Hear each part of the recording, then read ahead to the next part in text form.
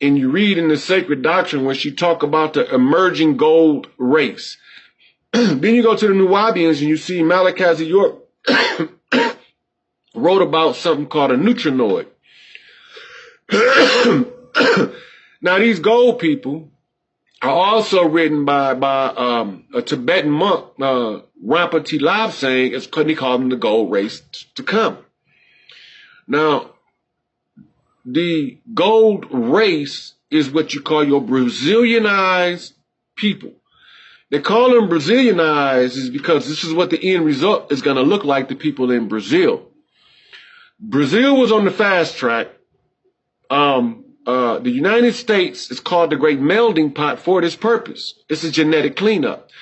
So now let's get to America. In the American history, we have to first go back. We got to go back. Okay, Rome came to power. Well, there was a priesthood called the Nun priestesses. The Nun priestesses. N-U-N. They had to do something about that. They couldn't destroy it. It was against the rules. They had to have a contingency for the Nun priestesses, but they couldn't destroy it because it was against the rules. What was their option? They could deceive you about it. They're allowed to use deception, but they have to leave it where you can see the truth. They have to leave it where you can see the truth. So I'm going to show it to you. The Nun priestesses became called nuns. It's the same spelling as the Egyptian Nun. They wear the black robe of the Nun with the light veil. With the light veil over them. That's what the trimming of the white is. That's why they call them penguins. The light veil tells you that they are all looking toward one light. Now, they're going to show you a picture, and the Pope going to be kissing her feet. It's called the Black Madonna. She's going to always be wearing white, but she's called the Black Madonna. Look at her skin, you'll know why. Now, this was the original high priestess of the Nun. They call her the Black Pope, but they never show her to you. She there, she a hostage. She there, and she's a hostage. Y'all got to remember that. And every time she, yes, Nun priestess, N-U-N, the high priestess, what they call the Madonna, or in English it would be the Madam, or the Lady of the House, or Our Lady Notre Dame. Now y'all gotta understand that that was a warning. There was a ship that sat there through the entire Notre Dame fire. You'll have to realize what this warning was. And this is what I'm telling you right now. The true priestess, high priestess of the Nun priesthood is a hostage. She is alive and well. They cannot do anything to her, but they can conceal her from you. Now, when the Pope say, I'm the closest living man to God, this is what he's talking about. He is the only one through all, this is why the archbishops got to have that thing. They got to find out who can get close enough to her without dying. Whoever can get the closest enough to her without dying, he gonna be your next Pope. The symbiote that's in him, because he got a symbiote that go through his eye and look like a little worm, go through his eye, and it mounts in the part of the brain that connects both hemispheres. It mounts there, and it burrows in, and then it controls both sides of the brain from there. Now, they holding the Nun priestess, the Madonna, hostage. If you walk past a Madonna in simulation, meaning what they call a tephilim, a statue, a physical representation of her, and he does not pay his respects, he will physically drop dead. That's why you will always see him kissing her feet. If you go into his office, it will always be a picture of her. He can't escape the rule. Now, I want him out. I want him out. And I can move him, but I first have to move the people. Because I already gave him his order. And as long as the people ignore it, and they don't have to do nothing, they don't have to kill none of them. All they have to do is expose that he's been ordered. It will empower her, the Madonna, to tell him you got until May the 5th to get out. She already know the date. He already know the date. But they can't do it until the spell is broke. The spell is called the spell of sleep. The spell of sleep was implemented so that the penance can be paid for the genetic mishap that took place in Babylon. When they created a human that was actually an android, gave him partial sentience, but did not allow him the right of ascension, in violation of the rules. Because of this, the cleanup crew, which are a aspect of the creator gods. It's an aspect. They have to have warrior caliber traits. Some of them are male, but the majority of them are female. But y'all gotta understand this, because a lot of dudes are gonna start going crazy trying to have sex with these women. They don't know what they're dealing with. I put a post up and I warned y'all that you 200,000 volt women will not be able to have a 9 volt dude, because he's gonna go crazy. You're going to overload his circuits, and he will be like autistic. He will not be able to function, and you're going to think there's something wrong with him. It is. You overloaded him. So, look on my page. There's a telling you how the energy exchange works, because you need to know so that you can turn it down if you got a 9 volt man. How you know if you got a 9 volt man? All you got to do is look at his responsibilities. Look at his responsibilities. Is he doing the things he's telling you he's gonna do?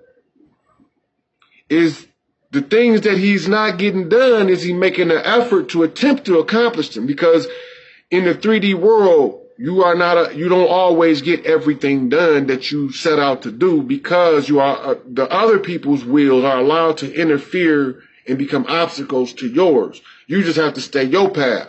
So if he's trying his best to do the best he can as a man, and his whole sole aim ain't money and pussy, his aim is to help his woman build a family and to try to get to some sense of sensibility and escape the oppression. If he's focused on some real stuff, because the sex and money is artificial. The sex is there for a reason. It's bait. It's a lure. So if the man fall for the lure, he can never get to the substance. And this is how you know. The one who can't get to the substance came as a patriarchal oppressor. He can't get to the substance. He only want to oppress. Because of this, when the substance is there, meaning that you got a woman doing everything she's supposed to do, and you don't, as a man, and then going into this new age, because this didn't apply like this before now, because the women didn't have a power. If you don't understand that, you better watch. There's going to be a lot of dudes going to be going to their sites trying to figure it out. Now, and a lot of them just going to have like strokes, especially when they get like over 40. They're just going to have a stroke, because the energy won't be able to work if he don't do his self-work. He got to do the work on himself if he want his woman to raise him with her energy. The women are the controllers of the mitochondria. They can control it and hive with it. The man will get caught up in it. This is what they call a rapture. In Anita Baker's song, Caught Up in the Rapture of Love. This is what she's talking about. And this rapture of love, if you don't pursue the wisdom of the ages as a man, as you get older, your brain starts, your memory starts, Alzheimer's, dementia type symptoms at an early age because you're not doing your job. Now, going into this new age, the Aquarian age, in the recovery, in the redemption, part of it is for y'all to know white supremacy. White supremacy as a doctrine is military in nature, right? Political in scope. Applied as an aspect of divide and conquer. On the field, what it looks like is caste, superiority, complexity. The lighter, the better, the darker, the worse. The Dravidians is in the same spot in India. The Ainu in Japan is in the same spot. And you look around the world and it look like everywhere you got dark skin, woolly hair people, they're oppressed. They're not oppressed no more. The only thing got them oppressed now is their own conditioning of their less than God self. Now, that means that there is no more of those people. That don't mean you won't have no more birth defects though, because those are going to be residuals as the DNA. They're going to fade over time. The birth defect's going to fade over time. And it's not going to all clean up in one day, because the wrath of the woman is a thing of beauty. The wrath of the man is a thing of destruction. And I'm going to show you what I'm talking about. If you want to know who is behind a disaster, right? Is it a ruler God or a creator God? I told some of the sisters this yesterday. When it's a creator God, which is a feminine God, is destroying. It's like an ice princess, turning everything into this beautiful ice land. But you can't survive if you don't know how to survive in the ice. But it's so beautiful to look at. But when it came, it destroyed everything in its way. When you see a tornado coming and it's sent by a creator feminine aspect, you see all these beautiful blues and purples and grays as those roaring black, as the background of those roaring black clouds that's coming in as your tornado or hurricane. You'll see it. It's going to be so pretty. But don't stay there. Don't get caught in that beauty, because that's going to be the wrath to follow. Now, you'll see the wrath, but it's going to be encased with the beauty. This is how the creator feminine guys destroy. They do it with flair and beauty. Now, watch how the masculine guy do it. When a tornado coming from a ruler god, the ruler god's job is to not let stuff get so out of control, good or bad, don't matter, that the creator gods can't balance it back out. Right? He can let it get a little bit bad, and he can let it get a little bit good, but he can't let it get too good, and he can't let it get too bad. But he can't let it balance. And this is why your scales of justice in every court in this country is off balance. And this is why your lady justice in every court in this country has on the blindfold. And this is why your lady of justice in every court has her sword of truth hidden behind her back. It's the concealed truth. It's all there. It's right in front of our face. And so the ruler God, using this divide and conquer, you see it first in the story of the Tower of Babel. They had to give you a frame of reference to understand the method. The divide and conquer is one of Enlil's favorite strategies of conquest because it worked so well. It worked so well.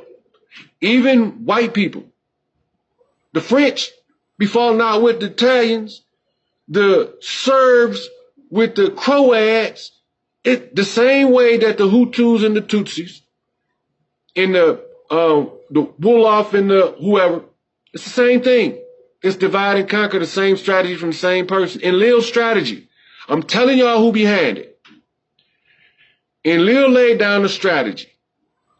Enki bred the wrong people. And Nu got caught trying to come down here and settle the conflict between the Egyptian gods that was keeping the earth balanced and just, and these Babylonian gods who was bringing in the discord. Genetically, you see it as a reptilian RH negative and a mammalian RH positive, right?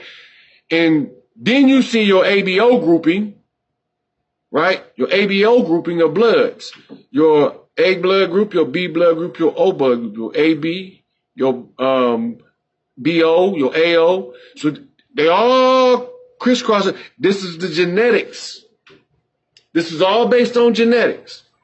Now, when you look at it, now it's starting to make sense because some women, you can tell if they're reptilian because they cannot give a, what you call a vaginal birth. Because she's got something called closed hips. That's a reptilian trait, right? When the reptilian was crossed with the mammal, the ones who kept the strongest reptilian trait, their hips fused early, like at puberty. Whereas those girls that had the mammalian trait, their hips expanded. So then you see that curve, right? But in the reptile, that straight up and down, no hips, because her hips is closed. And so you hear a legend in the black community, when they see a girl with wide hips, they say them are baby-bearing hips, right? But when you see a chick that had narrow hips, you're like, ooh, she gonna catch it when she have a baby. And this is what they're talking about, so you can understand what's taking place in this genetic cleanup.